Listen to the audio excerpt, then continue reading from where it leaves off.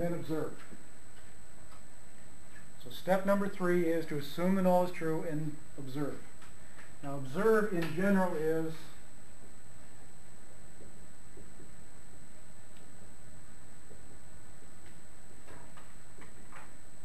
calculate the test statistic. So in essence, the observation is calculating that test statistic. Now, as we go along, what we'll do is we'll talk about the test statistics. We usually see a basic form for them. In this class, pretty much all of our test statistics will look something like estimate minus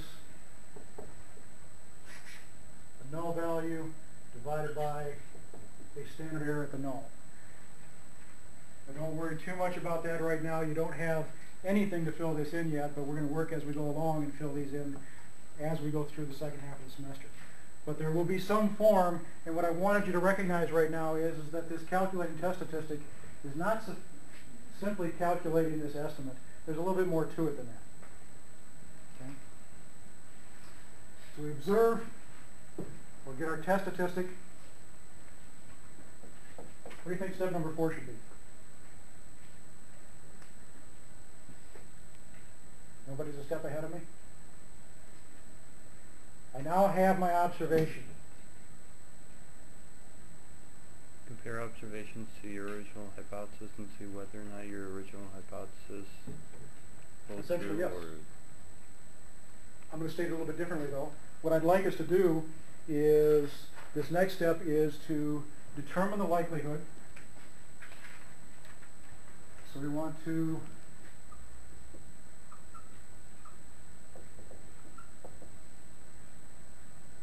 determine likelihood and make our decision.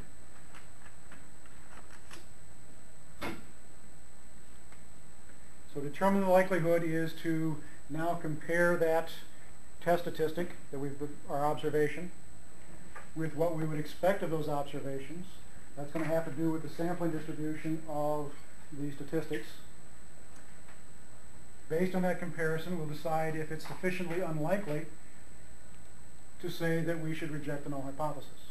That would be our decision, is to either reject the null hypothesis or to fail to reject the null hypothesis.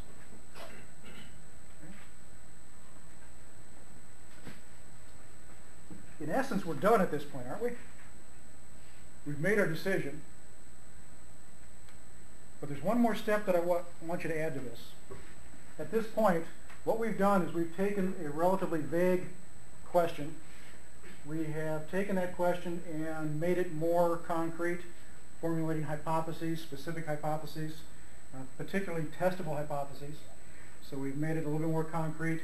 We've translated it into a mathematical procedure. So this is a mathematical and logical procedure that we're going to go through. At this point, we have what we consider a statistical decision. It's essentially the result of mathematics and logic. But it is not sufficient to simply say that we rejected the null hypothesis. We need to state it back in the original context of the problem. So the last step here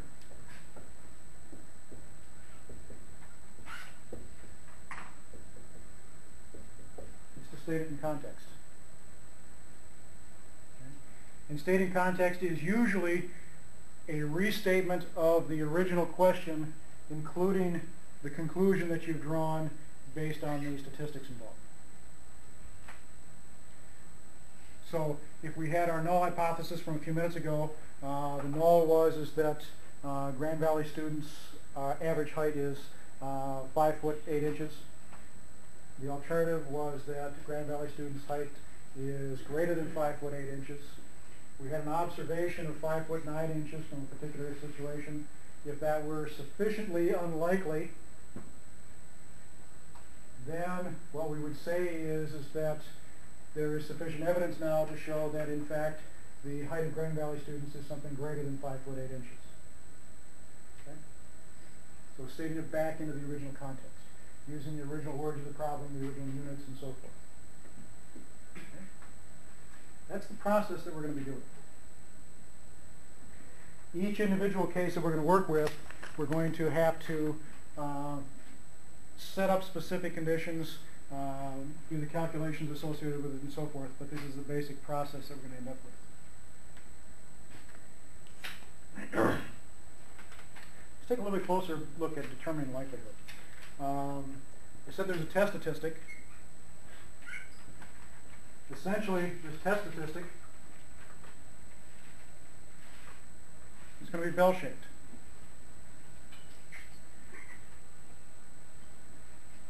This is designed such that the middle of the bell is always the null hypothesis.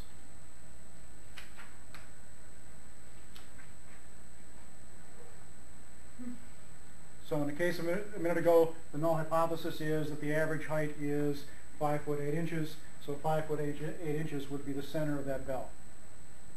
Okay? What we want to do now is use this to determine if a particular observation is sufficiently unlikely. Now when we do this, this is also being translated in such a way that when we do the empirical rule, our empirical rule said that 68% lies within plus or minus 1 standard deviation. 95% is plus or minus 2. And this is 99.7% within plus or minus 3. Okay? And what we'll end up doing is we're going to set this up so that the null hypothesis is actually going to work out to be 0.